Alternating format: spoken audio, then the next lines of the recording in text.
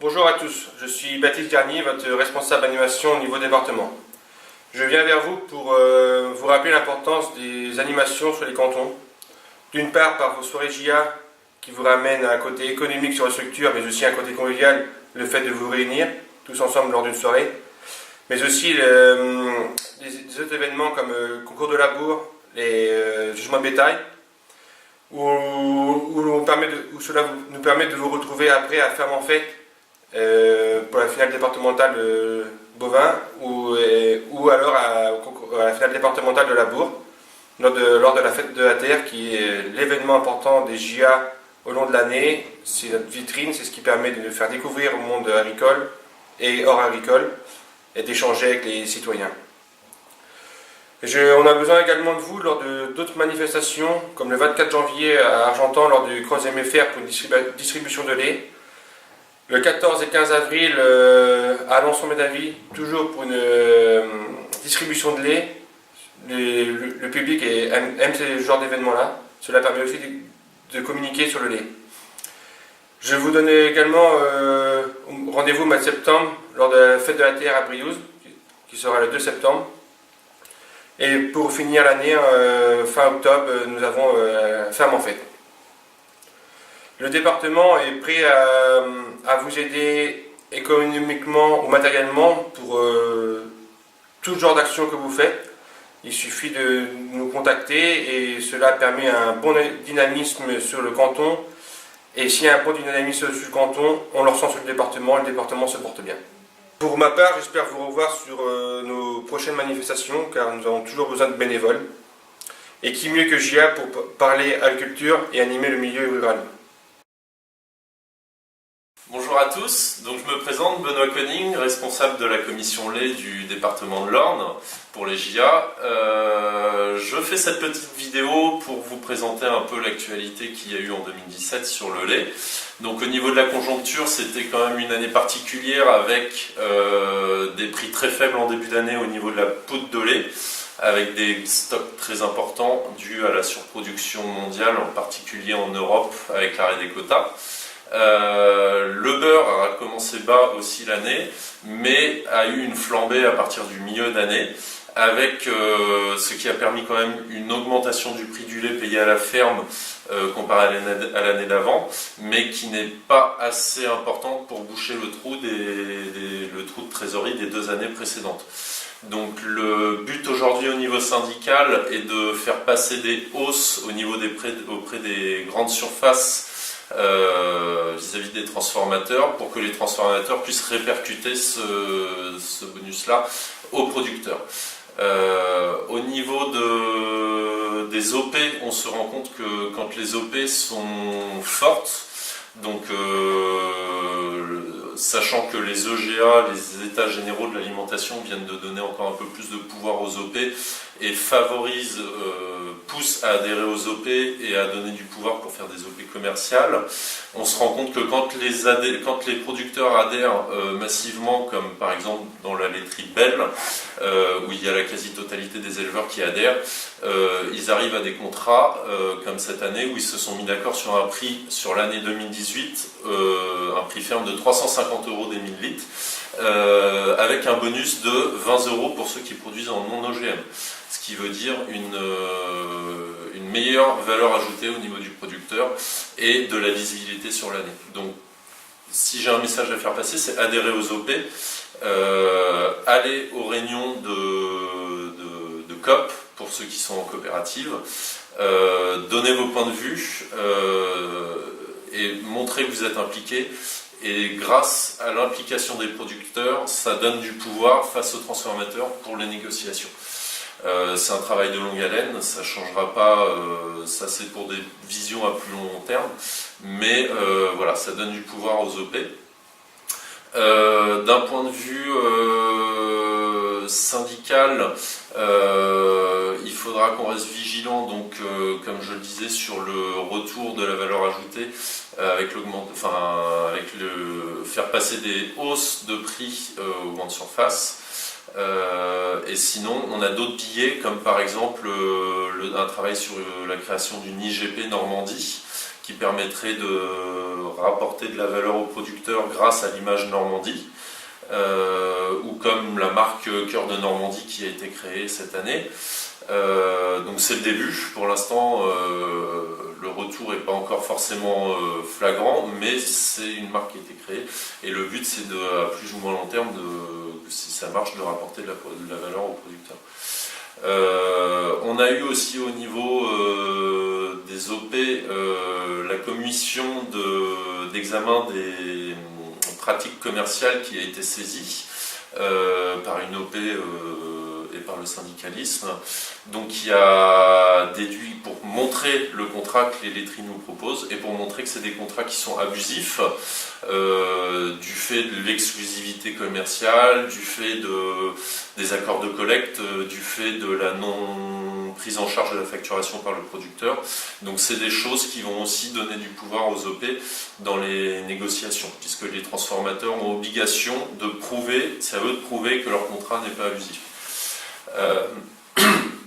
Pour les perspectives 2018, le beurre a baissé mais encore élevé, donc on espère au moins un maintien du prix du lait, puisque la poudre de lait elle reste très basse, et on espère au moins un maintien du prix du lait, mais l'année ne s'annonce pas forcément à une revalorisation du prix du lait.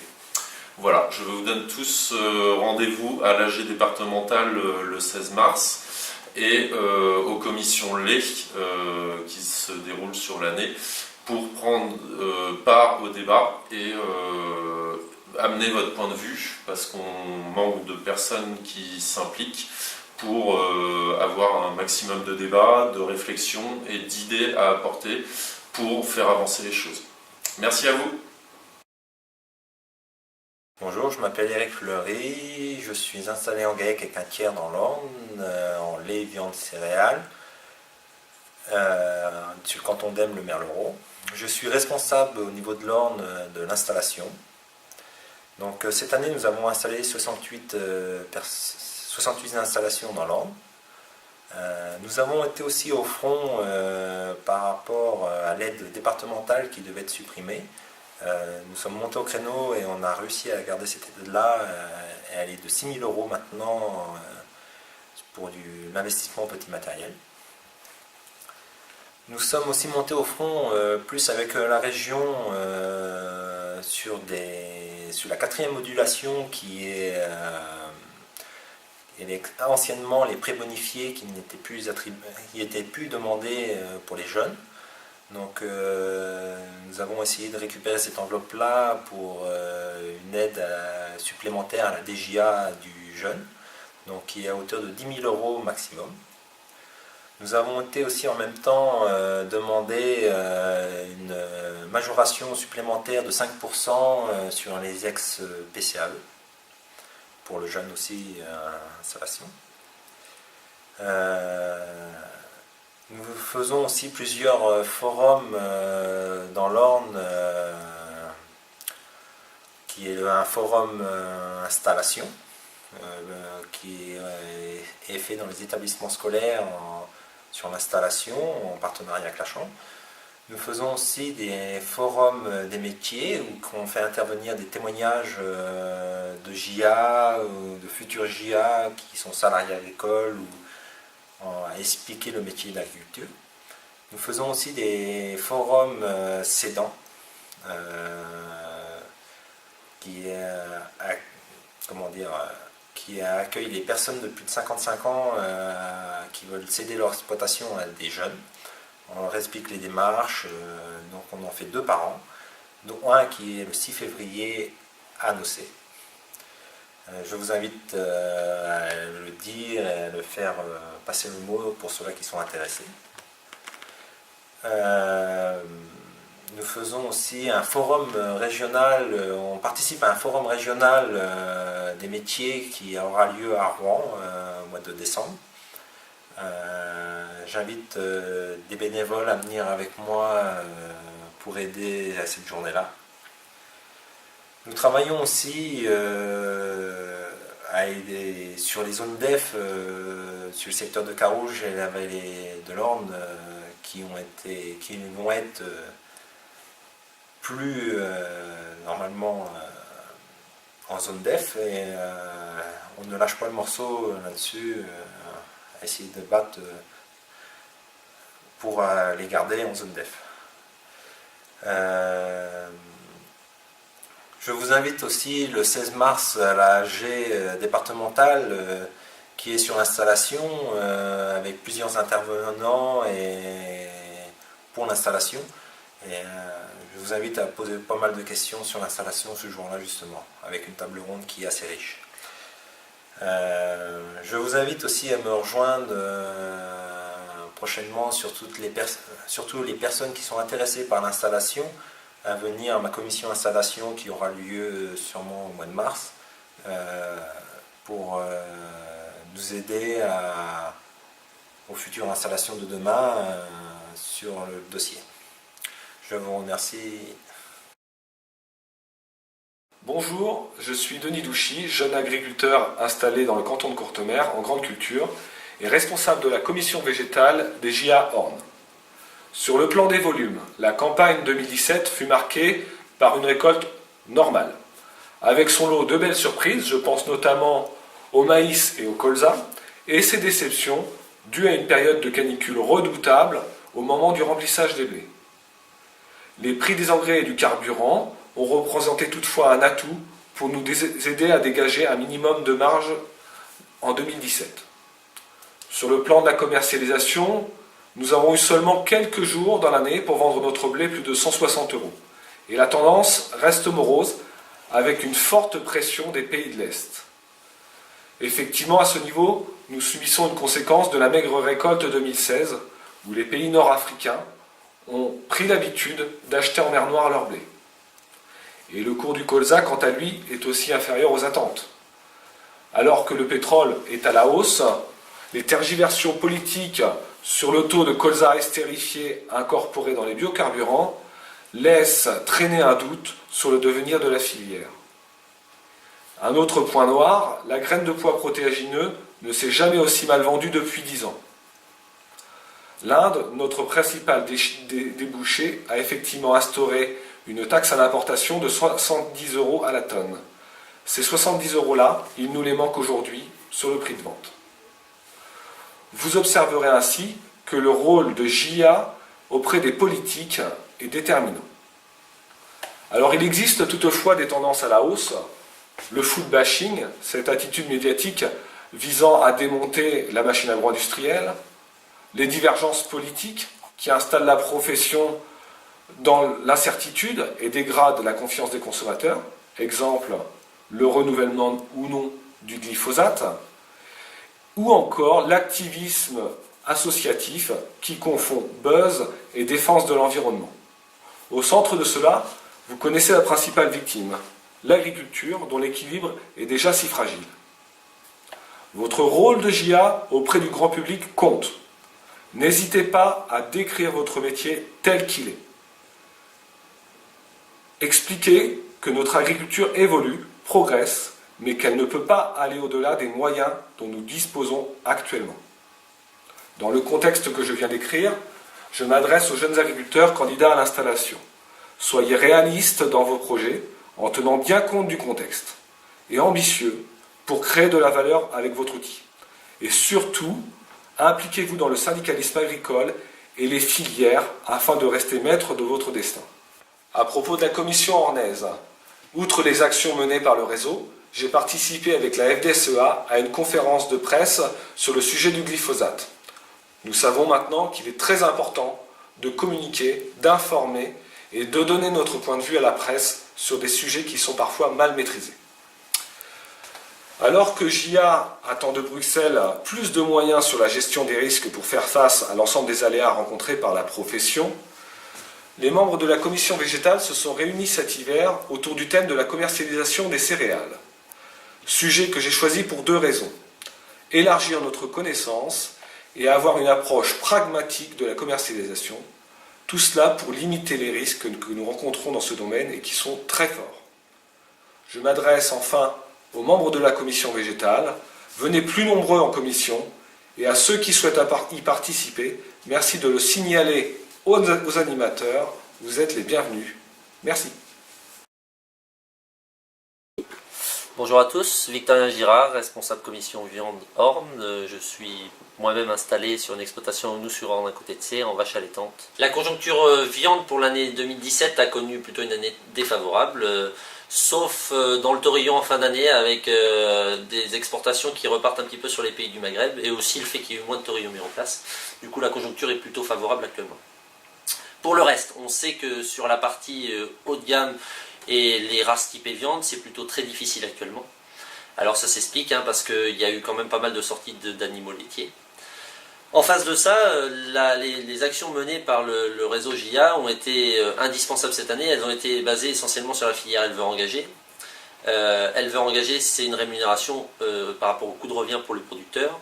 Le but d'éleveur engagé, c'était absolument de créer un standard de race à viande, que le consommateur, lorsqu'il prend de la viande sous vide dans le bac d'un GMS, sache qu'il prend une viande qui est française et qui rémunère son éleveur. C'était ça l'intérêt d'éleveur engagé, c'est de caler un standard qui permette ensuite de conserver donc un niveau de viande plus haut de gamme qui sera mieux valorisé et un niveau de viande plutôt typé laitier mixte qui soit un petit peu moins cher mais qui se défende par ces filières type FQRN.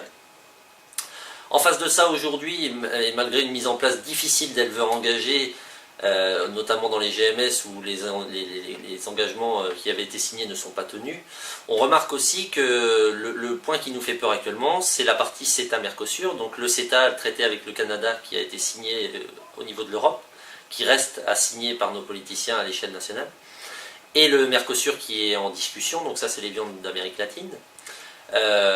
Il faut bien savoir que déjà on n'arrive pas à mettre en application une charte à l'échelle nationale avec éleveurs engagés. Alors le fait de nous ramener sur le marché des viandes canadiennes ou d'Amérique latine qui seront élevées aux hormones et avec des OGM et qui seront forcément à des coûts nettement inférieurs par rapport aux nôtres, ne feront que plomber à nouveau notre marché de la viande qui a déjà des difficultés et qui est déjà poussif depuis un an. C'est pour cela que JA a besoin de vous aussi, pour relayer les informations à l'échelle locale, notamment auprès des politiciens, bien leur faire comprendre qu'il est important que le CETA et le Mercosur ne soient pas actés, qu'ils ont un rôle important dans la vie de notre agriculture de demain, puisque s'ils n'actent pas ces traités, notamment sur l'agricole, ils ne viendront pas concurrencer notre marché et ne viendront pas mettre notre marché en péril. Nous avons besoin de les informer que l'agriculture n'a pas toujours à être la variable d'ajustement des accords et des enjeux entre les autres pays. Pour en faire un petit dernier mot aussi, en face de ça, on sait que la consommation tend à baisser parce qu'aujourd'hui, on n'a déjà pas une bonne image au niveau de la viande bovine, notamment avec le véganisme, avec L214. On sait pertinemment que, au point de vue de la consommation, ça devient de plus en plus difficile d'accepter de consommer un être vivant, donc un animal. Il faut qu'on conserve dans notre idée que c'est indispensable de consommer de la protéine. La protéine la plus facile à assimiler, c'est de la protéine de viande. Malgré tout, ce qu'on peut mettre en avant face aux consommateurs, c'est que nos qualités d'élevage sont de mieux en mieux, aussi bien en termes de bien-être animal qu'en termes de qualité gustative. On a des viandes, lorsque les viandes sont françaises, on sait qu'il y a une traçabilité qui est irréprochable aujourd'hui. Alors il reste aussi à nos GMS à nous soutenir, c'est pour ça que sur le terrain nous aurons encore besoin de mener des actions pour les inciter. On peut relever un point positif, c'est que la viande à l'échelle des GMS est quasiment toute française aujourd'hui. Le point d'intérêt aussi de l'année 2018 pour JA sera aussi d'aller voir sur la consommation hors foyer, c'est-à-dire la collectivité locale, et sur les approvisionnements des hôpitaux, des écoles, des maisons de retraite, où là on tend à penser qu'il y a encore énormément de viande qui rentre, et surtout des viandes étrangères. Merci pour l'écoute.